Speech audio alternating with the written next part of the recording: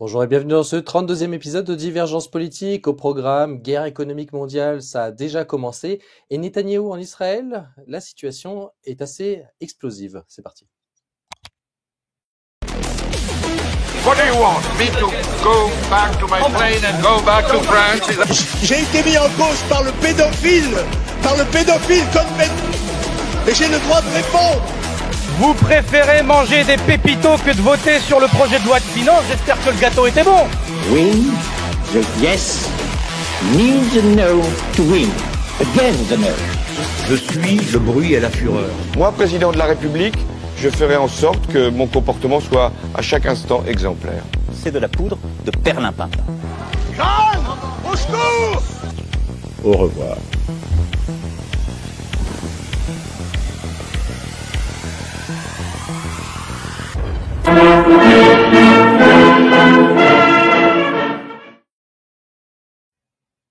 Alexis Taral, Xavier Moreau, bonjour messieurs. Bonjour. Bonjour. Alors, on va d'abord parler du sujet qui est sur toutes les lèvres depuis des semaines, la guerre économique, donc en particulier des droits de douane de Donald Trump. Alors, il a fait un machine arrière pour 90 jours sur ses droits de douane, sauf pour la Chine. Alors, sujet assez délicat. Xavier, quelle est la situation vis-à-vis, on va dire, en politique interne des Américains? Pourquoi Trump a fait machine arrière? Est-ce que c'était prévu aussi? Je pense que c'est pas une raison de politique interne. Je pense que c'est parce que les Japonais ont commencé à vendre massivement les obligations américaines et que donc tout d'un coup le taux d'intérêt est monté à 5%.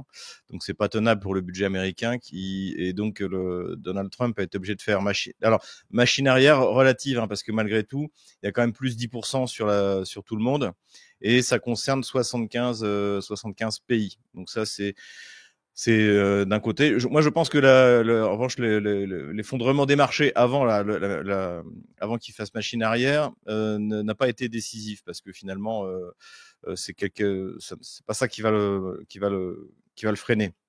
C'est vraiment le problème de la vente des obligations américaines. Et ce qui est intéressant aussi, c'est que c'est venu du Japon, c'est pas venu de la Chine. Alors même si la Chine aujourd'hui elle détient beaucoup moins d'obligations qu'à une époque.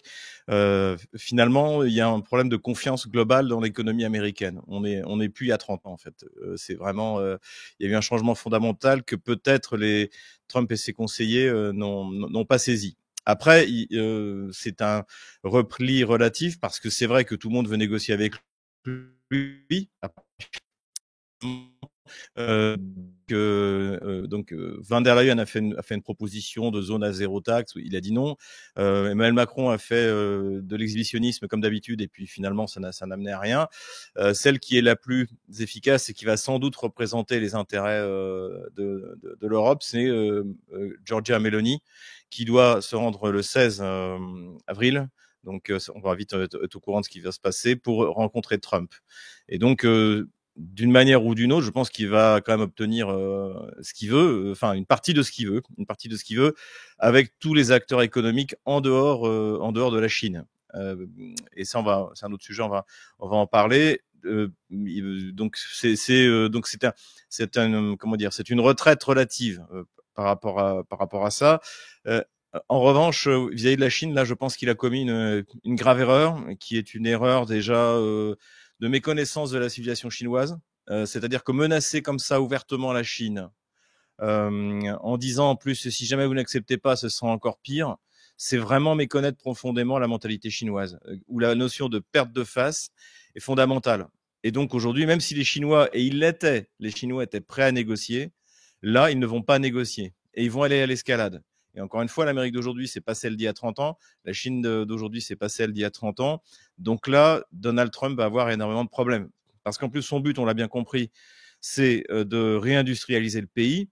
Mais est-ce que, et c'est un peu les clips assez méchants qui ont été faits avec l'intelligence artificielle par la Chine, par les Chinois, les réseaux sociaux chinois. Je ne sais pas si vous avez vu, on voit des obèses en train d'essayer de fabriquer, avec des gros doigts, en train d'essayer de fabriquer de la microélectronique ou des chaussures. C'est une vraie question. C'est-à-dire que, par exemple, moi, un de mes amis, pareil, qui est industriel en Allemagne, il me disait, la population allemande, hein, qui est la plus industrielle d'Europe, le niveau a énormément baissé. Il y a un effondrement, sans doute pour des raisons idéologiques, délibérées, de la qualité de la main-d'œuvre en Allemagne, en France, n'en parlons pas, qui fait qu'il ne doit pas être tellement mieux, voire pire aux États-Unis. Donc, en admettant même que tous les acteurs économiques internationaux décident, OK, on va construire des usines chez vous, il va falloir trouver la main-d'œuvre. Alors après, il y a une grande force des États-Unis, c'est d'aspirer les ingénieurs du monde entier. Mais c'est aussi maintenant, tout le monde le voit arriver. Par exemple, en Russie, les informaticiens ont des conditions de prêt immobilier, comment dirais-je, de ne pas payer certains impôts. Les sociétés d'informatique, je suis bien placé pour le savoir, ont de grands privilèges. Donc ça marchera plus forcément comme avant. Et puis en plus, l'Amérique attire beaucoup moins qu'elle lui attirait à une époque. Voilà un peu pour la manière dont je vois les choses. Merci Xavier. Alexis, le président de la Fed, alors a donné des chiffres, ses prévisions, on va dire. Au niveau du chômage, ça passerait de 4,2 à 4,5%, alors que la France, on a 7,2, hein, pour rappel, officiel, hein, de l'année dernière, de 2024. Et l'inflation passerait de 2,5 à 3,54%. Pourtant, Trump a été élu sur le fait de devoir baisser l'inflation. En fait, il a quasiment doublé. Quelle est la situation ?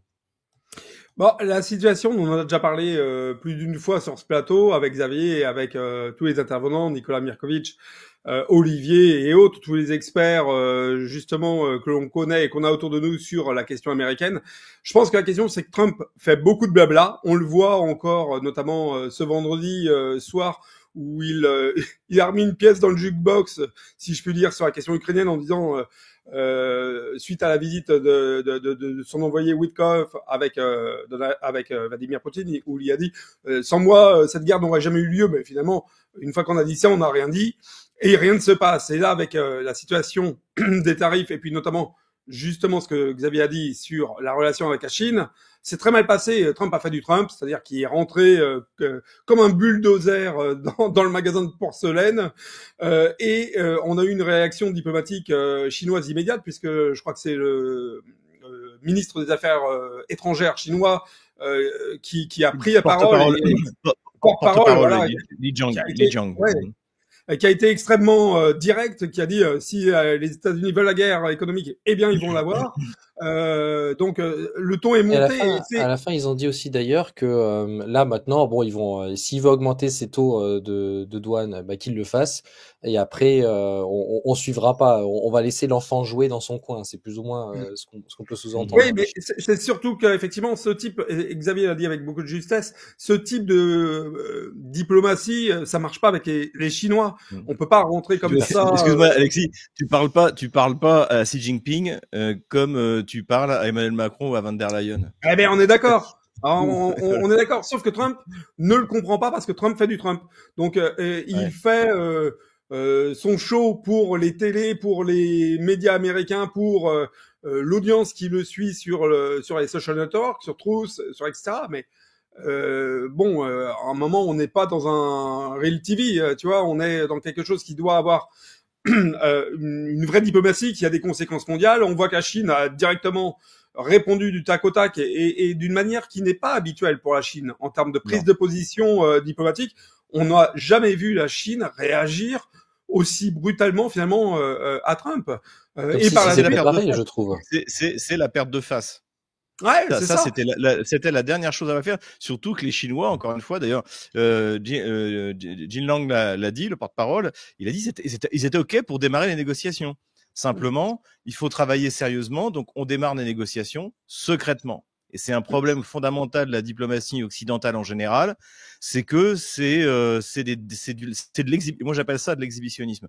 Les deux meilleurs, c'est Zelensky et Emmanuel Macron, mais finalement, Trump est en train de se mettre à leur niveau. Ouais. Au lieu de négocier des accords discrètement et puis finalement de se rencontrer, de trouver une solution, lui, effectivement, comme tu le dis très bien, il parle avant tout à sa population, à son électorat, et donc, mais ça fausse complètement le jeu diplomatique. Ce qui me plaît, après je te redonne, excuse-moi de t'avoir coupé la parole, mais ce que j'aime bien avec Mélanie, pourtant je suis pas un grand fan, parce c'est une atlantiste fanatique, anti-russe, mais c'est qu'en fait elle a annoncé qu'elle allait venir et elle ne dit rien.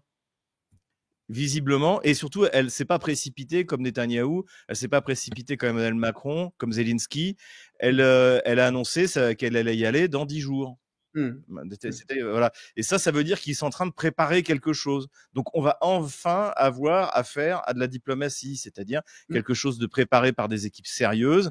Et quand elle va rencontrer Trump, visiblement, il y aura déjà un accord acquis à 75% et on finira les détails. Ça, c'est sérieux. Et ce que fait Trump, c'est pas sérieux et surtout pas. On est d'accord. Avec mais en plus, il remet la poussière sous le tapis parce qu'en fait, ça a une volonté de communication vis-à-vis de ses concitoyens. Ça plaît à l'américain d'entendre ce genre, à l'américain moyen, on va dire, d'entendre ce genre de prise de position. Mais foncièrement, économiquement, c'est négatif. Pour les États-Unis, on en parlait la dernière fois, les Américains ne rêvent pas, excusez-moi, mais ils ne rêvent pas de Ford ou de Cadillac, ils rêvent de berline allemande, ils rêvent de vin français, ils rêvent de produits, je sais pas, techno. Justement, Wi-Fi, c'était Hi-Fi. une de mes questions qui allait arriver. Je voulais par rapport à Macron, parce que Macron a fait un tweet, un pavé, un sacré pavé, c'était presque un livre, où il parlait que d'un côté c'est bien, merci d'avoir réfléchi et d'être revenu par rapport à ces 90 jours de suspension de droits de douane, mais les 25% sur l'acier, sur l'aluminium, sur l'automobile et 10% sur le reste sont toujours là. Quelle va être la situation de la France si, déjà si ces droits de douane perdurent, ceux qui ont été rajoutés effectivement en particulier les 10%, et quelle va être la situation si c'est au-delà, si ça dépasse tout ça, parce que les Américains vont peut-être aussi arrêter totalement d'importer tout ça et de tout produire réellement sur place. N'importe qui, celui qui préfère ce sujet.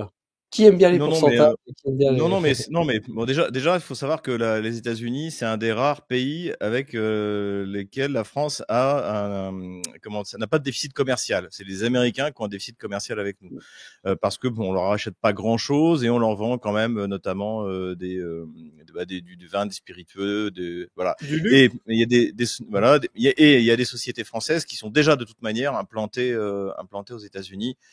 Comme Airbus, parce qu'on ne vend pas d'Airbus aux États-Unis si jamais on n'a pas de société là-bas. Donc effectivement, pour la France, c'est le problème de la France, c'est que son économie est très fragile, pour pas dire au bord de la banqueroute. Donc n'importe quel soubresaut peut avoir des conséquences. Mais je pense que le problème pour la France n'est rien par rapport au problème que pourrait avoir l'Allemagne. Avec ces sanctions-là. Et surtout, il faut voir une chose, c'est que les produits chinois, une bonne partie vont quand même continuer à arriver aux États-Unis par des pays intermédiaires, notamment par l'Inde, puisque Trump essaie de préserver une bonne relation avec l'Inde. Donc l'Inde est ménagée parce que c'est le grand acteur dans cette zone que les Américains ont inventée, qui est la zone Indo-Pacifique, alors qu'à l'origine on parlait de zone Asie-Pacifique. Donc voilà, on va voir ce que ça va donner. Ce qui est sûr, c'est que la France n'a que des coups à prendre. Ce qui est inquiétant, c'est qu'Emmanuel Macron ne comprend rien vraiment à l'économie. C'est quand même assez étonnant cette sortie qu'il a fait en disant aux investisseurs français qui investissent aux États-Unis, il vaut mieux suspendre vos investissements. Ridicule. Alors qu'en fait, c'est un moyen pour les boîtes françaises d'essayer de contourner les tarifs douaniers, c'est d'investir précisément dans le pays. Devrait plutôt être ça la base de la négociation. C'est d'ailleurs ce que les Chinois étaient prêts à faire en disant d'accord, on comprend que vous voulez qu'une partie de la production retourne aux États-Unis. Ça, c'était parfaitement négociable avec les Chinois. Et donc le problème, c'est qu'on ne sait pas jusqu'où va aller Donald Trump. Le problème, c'est qu'encore une fois, Emmanuel Macron ne comprend pas, n'a pas saisi le problème fondamental de ce modèle-là. Et puis au-delà de ça, ce qui est en train d'être mis en cause, c'est la globalisation telle qu'elle s'est mise en place progressivement dans les années 80. Donc en fait, on vit la fin d'un monde. Et je pense que la France n'a pas les élites. Elle a une classe dirigeante, mais elle n'a pas d'élite. Elle n'a pas l'élite pour permettre non seulement d'en casser le coup, mais même d'en profiter. Parce que ça peut être l'occasion pour la France aussi de réindustrialisation. On a des atouts, on a une énergie pas chère. J'ai souligné dans mon bulletin, à mon avis, l'intervention très juste de Pierre Lelouch sur Europe 1. Où il a dit que fallait pas s'attaquer aux États-Unis en gros, mais on peut s'attaquer aux GAFA. Mais le problème, c'est que tous les services numériques que procurent les GAFA aux Européens, il n'y a pas l'équivalent. Ouais. En Russie, on a l'équivalent. Et très peu les gens utilisent Google, tout le monde utilise Yandex. On a déjà la carte Mir qui remplace la Mastercard Visa Card. On a le système de transfert interbancaire totalement indépendant, etc., etc. Et donc, ce qui est intéressant, c'est qu'aujourd'hui, on voit la classe dirigeante européenne qui est en train de paniquer en disant faut faire ci, faut faire ça. Les Russes, ça fait déjà 10 ans. Et en Chine aussi, hein, Xavier, hein, si je peux me permettre, c'est pareil, la question est identique sur la Chine. La Chine, elle est sur le digital, elle s'est structurée par elle-même, elle est pas dépendante comme nous, Français et Européens. D'ailleurs, on le voit, et ça c'est un point important, qu'est-ce qu'ont fait les Chinois immédiatement derrière cette agression commerciale des États-Unis? Ils sont allés voir les Européens en disant et si on faisait affaire entre nous pour contrer ces prétendues sanctions américaines. Ce qui a un effet dévastateur pour nous, parce que encore une fois, je pense que l'alliance à laquelle pense la Chine, c'est pas une alliance qui est positive pour nous Européens, parce qu'on n'est pas en capacité d'être un partenaire à 50-50 avec la Chine. Donc c'est forcément encore une fois se mettre sous dépendance de la Chine. De toute manière, je vais te dire aujourd'hui, on ne peut être dans une alliance équilibrée avec personne.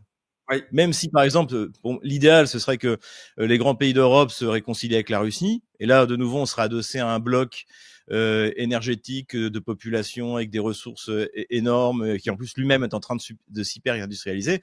Là, on redeviendrait fort. Mais même dans ce cas-là, la relation avec la Russie serait déséquilibrée parce que aujourd'hui, on n'est plus dans un moment où la Russie a autant besoin de l'Europe comme client que l'Europe a besoin de la Russie comme fournisseur.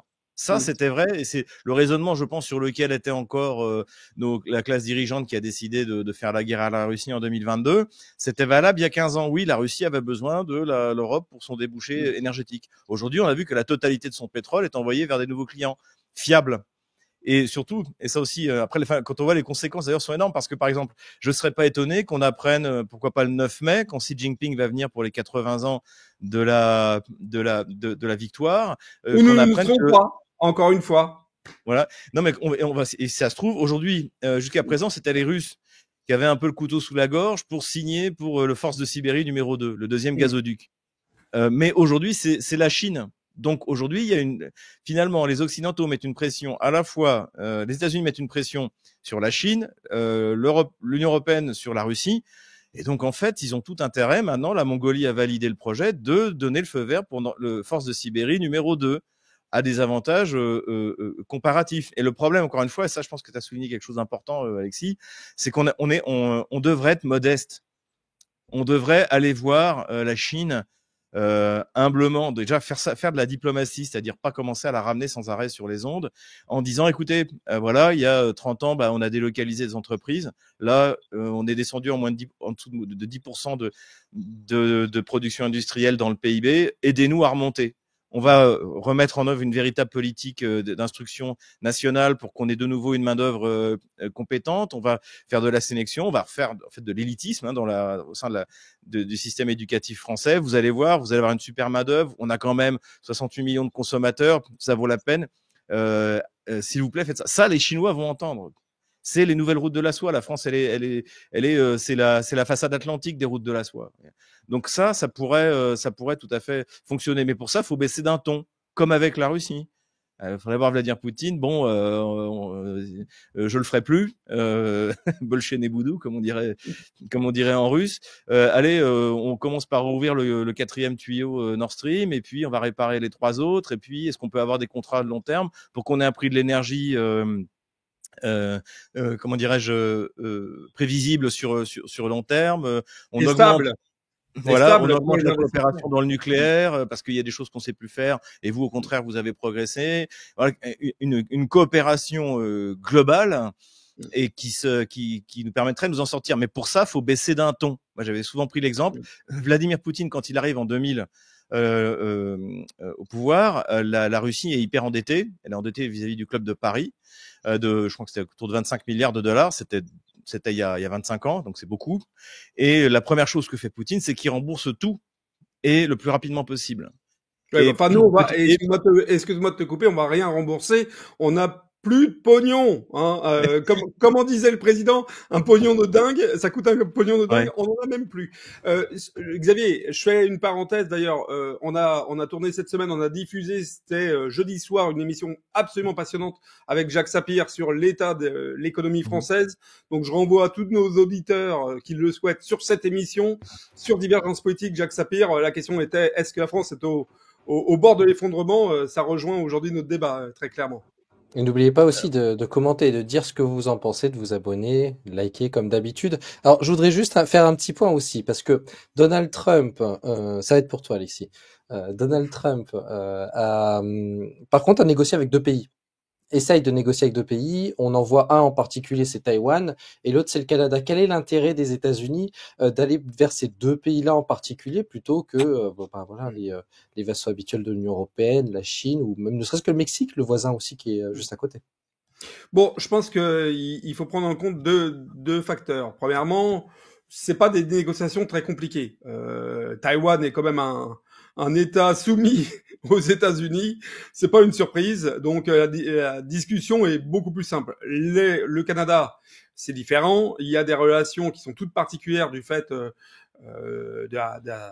je dirais de l'aspect géographique entre les États-Unis et le Canada, entre leurs accords commerciaux déjà établis, etc. Donc c'est quand même un marché global, Canada-États-Unis. Donc c'est tout à fait logique que Trump se tourne vers le Canada. Et le prochain État des États-Unis aussi. Oui, alors ça, comme le Groenland, comme Panama, comme effectivement comme l'Ukraine, où on avait titré, je crois, dans un épisode l'Ukraine 53e État des États-Unis d'Amérique. Effectivement, Trump s'agrandit, c'est un impérialisme. Mais d'ailleurs, ça renvoie à une interview très intéressante cette semaine de Charles Gave, où il parlait de la fin de l'impérialisme américain. Donc là, c'est pareil pour les auditeurs qui veulent se renseigner sur le sujet. Passionnant comme interview. N'hésitez pas à foncer, regardez la vidéo. Trump, c'est très clair, il y a plus de facilité pour lui à converser aujourd'hui avec le Canada qu'avec le Mexique. Il y a plus d'intérêt économique aussi à trouver des accords. Xavier l'a dit avec beaucoup de justesse. Le Canada, c'est un terrain sur lequel il y a beaucoup de ressources extrêmement pertinente pour une réindustrialisation des États-Unis d'Amérique, beaucoup plus que le Mexique. Je crois que c'est les deuxièmes réserves de pétrole au monde, ou troisième. Voilà. Hein, c'est pétrole, gaz, tu as parlé de l'eau qui est nécessaire. Et voilà, il y a des terres rares dont on parle depuis des semaines, qui est devenu un sujet d'actualité dans tous les médias, beaucoup plus que le Mexique, où, sans leur faire offense, il y a de la main-d'œuvre et des tacos. Mais bon, la main-d'œuvre, Trump n'en veut plus. Pardon d'interrompre, mais le Mexique, en fait, c'est le contraire de ce que veut faire Trump, puisque Trump veut réindustrialiser le pays. Oui, or, bien sûr, ce qu'avaient fait les multinationales américaines, c'était qu'ils avaient au contraire construit des usines à la frontière du côté du Mexique pour avoir une main-d'œuvre servile bon marché. Donc, mais tu as raison. En 2016, en 2016 justement, il y avait déjà eu ce cas-là. Oui, mais avec l'industrie, avec les usines en particulier automobiles, ça avait quand même marché et la plupart, il y en a qui étaient revenus en partie aux États-Unis. Oui, alors juste pour aller dans le complément de Xavier, parce que ce que tu dis est tout à fait juste. Trump ne veut pas deux choses vis-à-vis du Mexique. Il ne veut pas que les entreprises aillent se structurer industriellement au Mexique, et il ne veut pas non plus de la main-d'œuvre mexicaine sur le sol américain dans le cadre d'une industrialisation. Donc là, le sujet est clos. Et pour finir sur Taïwan, Taïwan, il y a tous les enjeux, et notamment dans cette guerre qui est en train de se mettre en place économique avec la Chine. Forcément que Trump négocie avec Taïwan, c'est, je pense aujourd'hui pour lui, l'acteur extérieur au conflit chinois qui est vital pour lui dans la guerre qu'il est en train de mener. Il y a aussi, donc sur Taïwan, il y a aussi, il faut voir un point important. Ça, c'est pas parce que c'est pas nouveau. En fait, ce que Trump essaie d'obtenir de Taïwan, mais c'était pas que Trump, c'était Biden aussi. C'était la construction d'usines de production de microprocesseurs à basse nanométrie aux États-Unis, puisqu'aujourd'hui c'est les deux principaux producteurs des technologies les plus en pointe, c'est Taïwan et la Corée du Sud, c'est Samsung. TSMC et Samsung. Donc aujourd'hui, c'est ce dont il est question. Donc je dirais qu'avec Taïwan, les choses elles sont déjà négociées.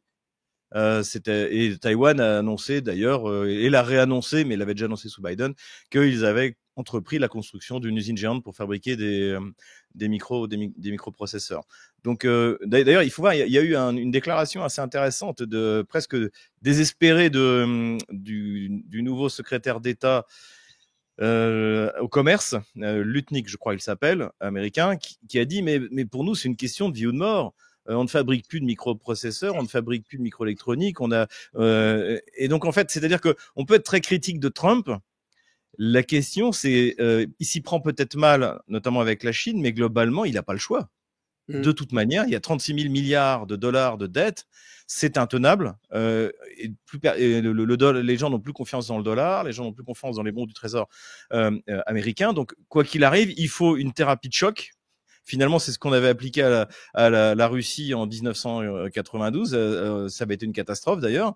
Mais pour les États-Unis d'aujourd'hui, à part faire ça, c'est quoi la solution? C'est d'attendre l'effondrement complet de l'économie américaine. Donc, en tout cas, ce qui est clair, c'est qu'on comprend l'avantage avec Trump, c'est que comme c'est pas un idéologue, on comprend l'objectif qu'il veut atteindre.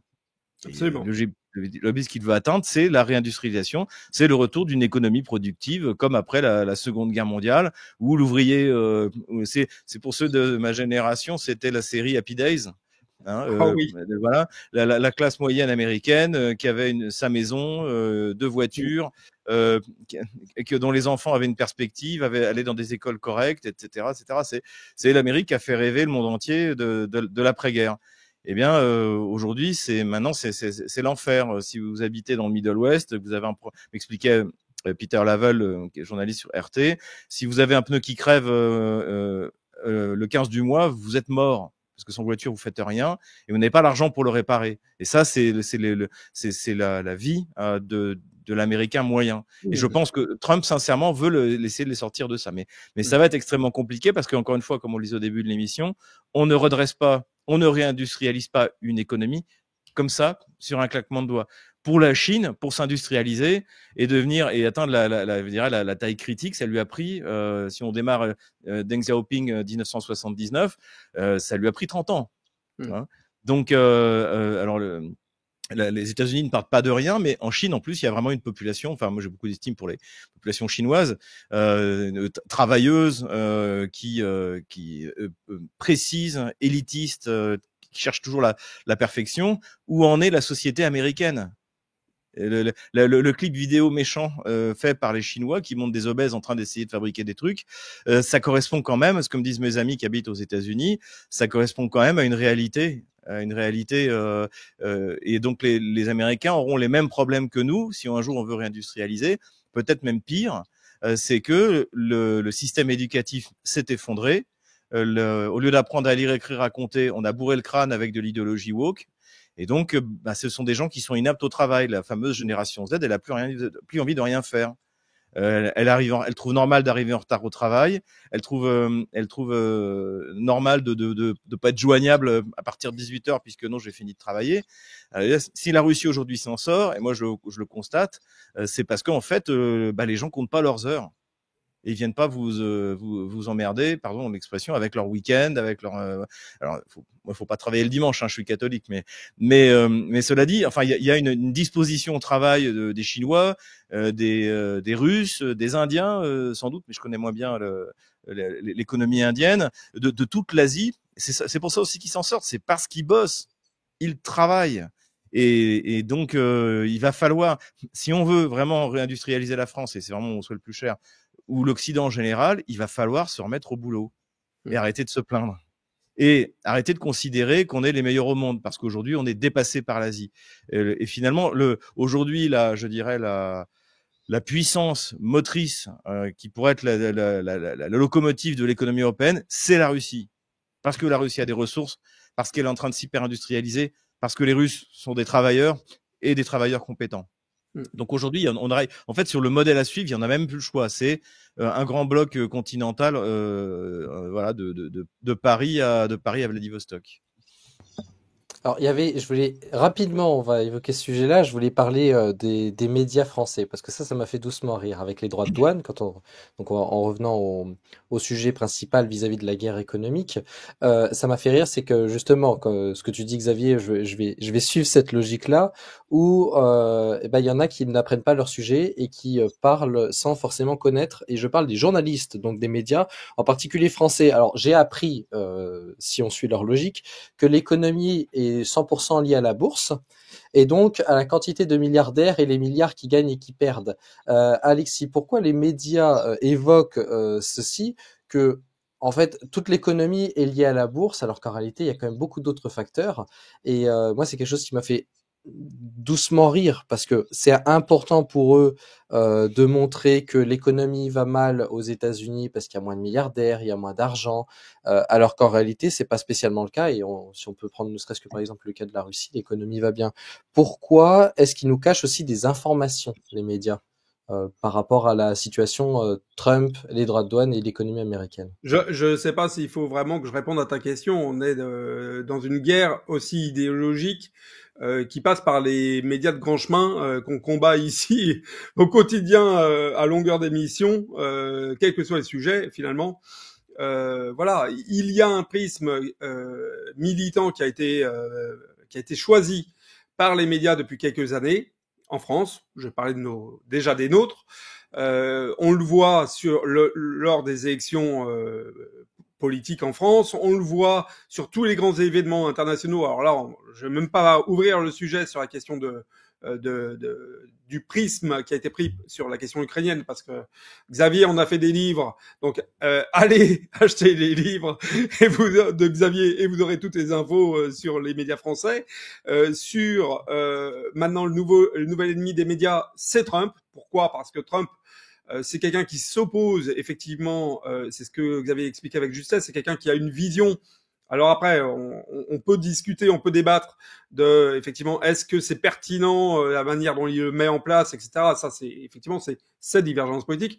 Mais foncièrement, Trump a une vision pour son peuple. Il veut arriver à un résultat précis, et ce résultat précis est complètement antinomique avec l'Union européenne, de Macron, de Van der Leyen. C'est totalement contre le cours de ce que l'Union européenne essaye de nous imposer, cette dictature qu'on voit dans les élections en Roumanie, en France, etc., un peu partout. C'est contre cette dictature économique qu'on essaye de nous imposer. Je ramène au Mercosur et à tous ces traités complètement stupides à l'encontre de nos propres intérêts économiques, je vais même dire nationaux et continentaux, donc pour les pays d'Europe. Bref, Trump va à l'encontre de tout ça. Donc, il y a une volonté de la part des médias de diaboliser, de faire de Trump l'ennemi public numéro 1 aujourd'hui pour nous, Européens, ce qui n'est pas le cas, en toute honnêteté. Je pense qu'il ne faut pas le prendre sous ce prisme-là. Ça me paraît stupide de faire du blanc ou noir de manière aussi tranchée. C'était Poutine, il y a quelques mois. C'est désormais Trump. Ce sera peut-être dans quelques temps Xi Jinping. Voilà, tout ce qui va à l'encontre des intérêts de cet État profond européen, eh bien, c'est à combattre, et c'est ce que font les médias. Donc, voilà. Je dirais que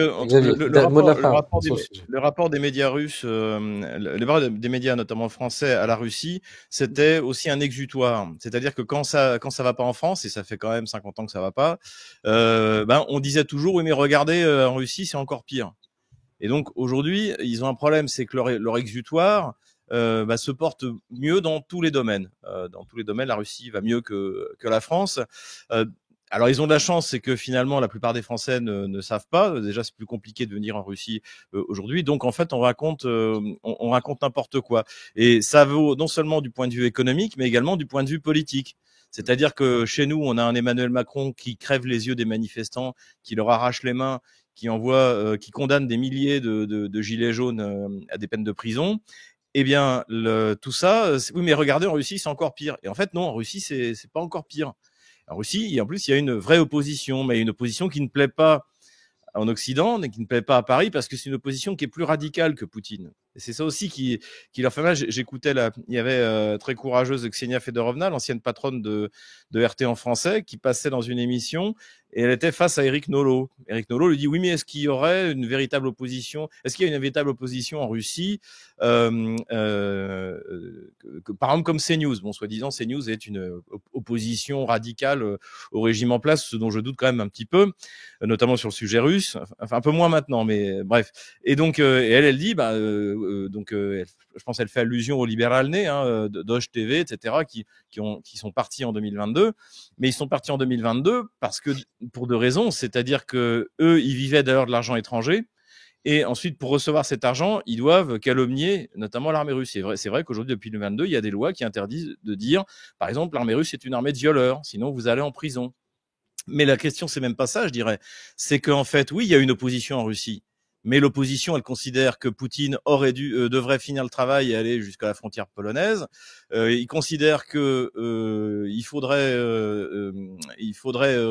comment dirais-je, reprendre un modèle socialiste de développement de l'économie, baisser les taux d'intérêt pour injecter de l'argent, etc., etc. Il y a une véritable opposition aujourd'hui en Russie, mais elle n'est pas dans le sens que voudraient les régimes occidentaux. C'est ça le problème en fait. Et la Russie ne peut plus être utilisée comme un exutoire dès que la personne sait ce qui s'y passe. Il suffit de faire un Paris-Moscou une fois pour se rendre compte que Paris est une poubelle, que rien ne fonctionne.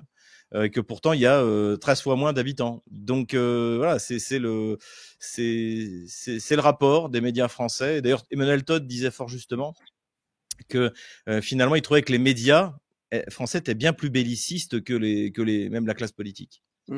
Et c'est ça qui est intéressant. Et c'est peut-être aussi pour ça que Macron est très belliciste, c'est que lui, il suit les médias. Il n'a pas d'idée propre, il n'est pas compétent. De toute manière, il l'a montré ni sur le point de vue économique, ni militaire, ni géostratégique. Donc en fait, il suit les médias, il les lit et il fait des déclarations stupides. Voilà, vraiment pour finir ton sujet en 30 secondes, Thomas, c'est un peu le mur de Berlin, c'est-à-dire que c'est le rideau de fer, quoi. Les médias sont tous à l'unisson sur une ligne identiques et ils se disent de toute façon tout va bien parce que personne ne voit de l'autre côté. Bon, pas de bol, on est en 2025, il y a l'internet et les gens se renseignent différemment, notamment sur des médias comme le nôtre. Donc c'est à faille dans leur système. Mais bon, voilà, c'est le mur de Berlin, c'est on raconte n'importe quoi, on fait de la propagande et c'est pas grave parce que de toute façon personne ne va de l'autre côté du mur voir ce qui se passe vraiment. Eh bien si, messieurs. Et pour se renseigner, qui plus est, on va avoir une vidéo qu'on a tournée avec Xavier sur les 25 ans de Vladimir Poutine, en parlant de tes 25 ans, Xavier, en Russie. On développe tout cela. N'hésitez pas à vous abonner, mettez la cloche des notifications pour recevoir la notification quand la vidéo va sortir. Ça va être une vidéo incroyable, vraiment. Vous allez être très agréablement surpris du côté positif. Alors, en attendant, on va passer au second sujet, on va passer à Israël.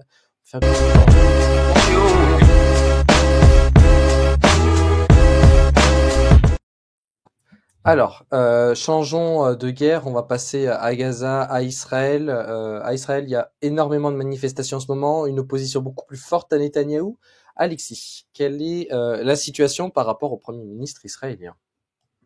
Bon, alors effectivement, Israël, c'est un sujet que je traite également et qui m'intéresse tout particulièrement. Il y a beaucoup de choses qui se passent actuellement en Israël d'une manière politique. Il y a une opposition, il y a une crise politique majeure en Israël. Pour ceux qui suivent un petit peu la question justement de cette pression politique sur Netanyahou. En fait, le 16 mars dernier, Netanyahou a souhaité licencier donc le chef du Shin Bet. Le Shin Bet, c'est quoi ? Ce sont en fait les services secrets israélien. Il l'a souhaité, il l'a fait même d'ailleurs, il l'a licencié sous 3 axes.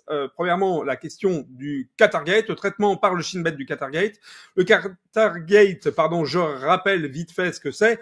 C'est une procédure qui était en justice actuellement, qui était une enquête qui était instaurée, qui tendrait à démontrer que Netanyahou et Israël auraient soutenu notamment par le biais d'une société qui s'appelle Perception, d'une société israélienne de communication qui s'appelle Perception, le développement, on va dire, du soft power du Qatar dans le monde et également notamment en Israël. Alors qu'en même temps, bien entendu, pour les Israéliens, le Qatar est l'État qui soutient le Hamas. Donc, eh bien, problème, je dirais, moral entre le fait qu'une société israélienne, perception qui soit financée notamment par des fonds privés et publics israéliens, soutiennent un État, le Qatar, donc qui est considéré pour les Israéliens comme un État ennemi, entre guillemets. Donc ça, c'est le premier point qui justifie le licenciement, c'est que le Shin Bet a ouvert lui aussi des questions et une enquête sur ce fameux Qatargate. Deuxièmement, eh bien, concernant le massacre du 7 octobre, en fait, le Shin Bet a indiqué qu'il y avait eu des défaillances, notamment de renseignements importantes au niveau du gouvernement israélien. Donc là, Netanyahou n'a pas du tout aimé être mis en question sur, je dirais, la gestion des informations qu'ils avaient en leur possession avant donc ce 7 octobre. Et enfin, un dernier point, c'est une enquête illégale sur un des ministres de Netanyahou qui a été mise en place par le Shin Bet. C'est un ministre, illégal, pardon. C'est considéré illégal par Netanyahou contre l'un de ses ministres par le Shin Bet. En fait, ce que reproche Netanyahou, c'est que en fait, on ne lui est pas de demander l'autorisation. Le Shin Bet n'est pas demandé l'autorisation à Netanyahou de pouvoir enquêter justement sur son ministre. Donc, Ronen Bar, qui était le chef du Shin Bet, a donc été démissionné courant mars. La Cour suprême israélienne a refusé, donc un rebondissement politique a refusé ce licenciement. S'en est suivi des manifestations dans la rue, justement de soutien donc à Ronen Bar, donc le chef du Shin Bet démissionné. Une crise politique, vous le comprenez bien, et qui a débouché sur le fait que, eh bien, Netanyahou a fait quoi? Il a démissionné à son tour la présidente de la Cour suprême qui avait refusé donc le licenciement. Les deux sont aujourd'hui, et la présidente de la Cour israélienne et le fameux Ronen Bar ont tous les deux, pour l'instant, été exclus de leurs fonctions. Et il y a une pression politique et une pression populaire dans la rue. Je pense qu'aujourd'hui, Xavier en a parlé souvent, Israël et en Israël politiquement, Netanyahou joue sa peau sur le terrain de Gaza, en toute honnêteté. Justement, Xavier, quelles sont les autres alternatives à Netanyahou en Israël et par rapport à la situation en fait, il n'y en a pas beaucoup. D'ailleurs, tout le monde a considéré ce qui s'est précipité donc à Washington, puisque Israël figurait sur la liste des tarifs douaniers. Donc ça aussi, c'était pas prévu. On sait très bien que depuis le premier mandat de Donald Trump, la relation entre Netanyahou et Trump est mauvaise. Parce que au moment des accords d'Abraham, à peine avait-il été signé que Netanyahou disait qu'il était hors de question d'arrêter la colonisation. Donc, ce qui était normalement le cas des accords d'Abraham. Donc là, Trump ne fait pas confiance à Netanyahou. Là, je vous recommande de regarder les images de sa rencontre dans le bureau ovale. Alors, contrairement à Zelensky, il sait se tenir, donc il est pas devenu fou, mais faut voir la tête qu'il fait lorsque Trump annonce notamment qu'il veut négocier directement avec l'Iran. D'ailleurs, aujourd'hui, on tourne cette vidéo, on est samedi à Oman, il y a les premières discussions par intermédiaire. Contrairement à ce qu'avait dit Donald Trump, en tout cas ça a été démenti par les autorités iraniennes, ce sera une discussion avec des intermédiaires. Enfin bon, bref. Oui, c'est Witkoff qui est à Oman. Voilà. Donc en tout cas, il a envoyé son meilleur négociateur, celui qui avait d'ailleurs tordu le bras de Netanyahou pour obtenir le cessez-le-feu, celui qui était hier avec Vladimir Poutine. Donc visiblement, c'est la personne centrale aujourd'hui, à mon avis, la plus intéressante, proche de Trump et il m'a l'air très compétent. Donc une parenthèse, Xavier, excuse-moi, Witkoff qui avait été lui-même envoyé par Trump au Qatar sur la question. Ouais. Donc en fait ça c'est intéressant. Ça veut dire qu'en fait Washington finalement négocie avec Téhéran et Netanyahou et Israël, Tel Aviv est tenu de côté. Donc après on va voir ce que ça va sortir. Comme d'habitude, Trump a fait du Trump, mais globalement il a très peu de moyens de pression sur l'Iran, d'autant plus et surtout pas militaire. Moi j'entends toutes ces histoires là de bombardiers. Alors je dis pas que c'est totalement impossible, mais il faut voir que si tout d'un coup Washington se mettait à bombarder le territoire iranien, l'Iran rase Israël. La réalité, c'est ça. Donc en fait, ça me paraît peu probable. Donc je pense qu'on peut arriver à un accord.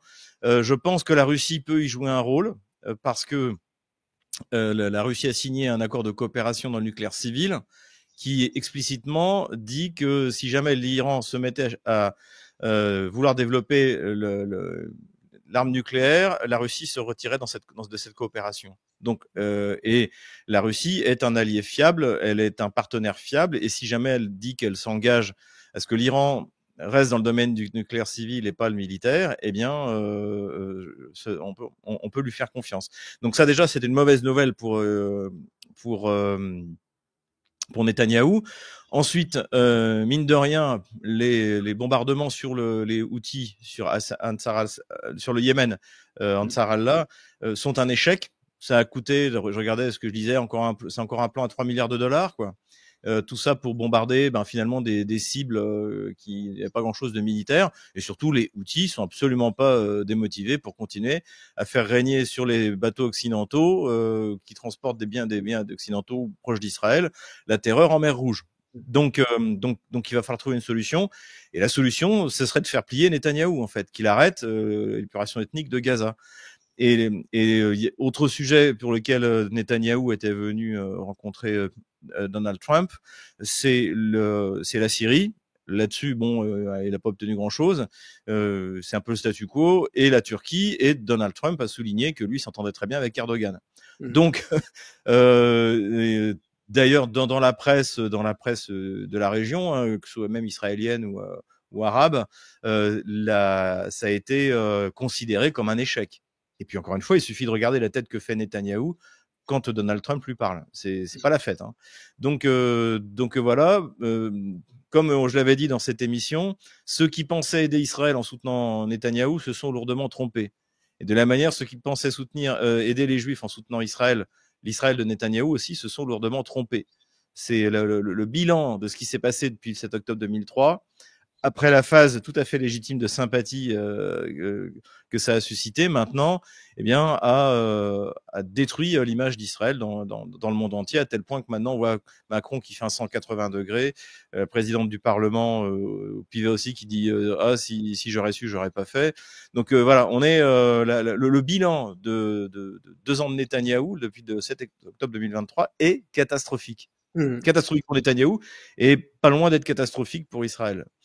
Macron qui était en Égypte vendredi de mémoire et qui a annoncé qu'il ne fermait pas. Alors Macron a fait du Macron, mais ça vaut ce que ça vaut. Mais qui a annoncé qu'il ne fermait pas l'idée d'une reconnaissance de l'État palestinien, qui a été immédiatement repris, commenté du moins par le ministre des Affaires étrangères israélien. Voilà. Xavier a tout dit. Petit mot de complément d'ailleurs. La Russie a été appelée à l'aide diplomatique pour la mise en relation avec l'Iran par les États-Unis. Donc la Russie a sa place diplomatique à jouer dans la question des relations entre l'Iran et les États-Unis, comme elle a sa place à jouer justement dans, je dirais, d'éventuels futurs échanges ou dialogues entre l'Iran et Israël, puisque la Russie fera probablement à ce moment-là office de pays neutre entre les deux et de transition. Voilà. Bon, merci messieurs pour cet épisode qui était très passionnant.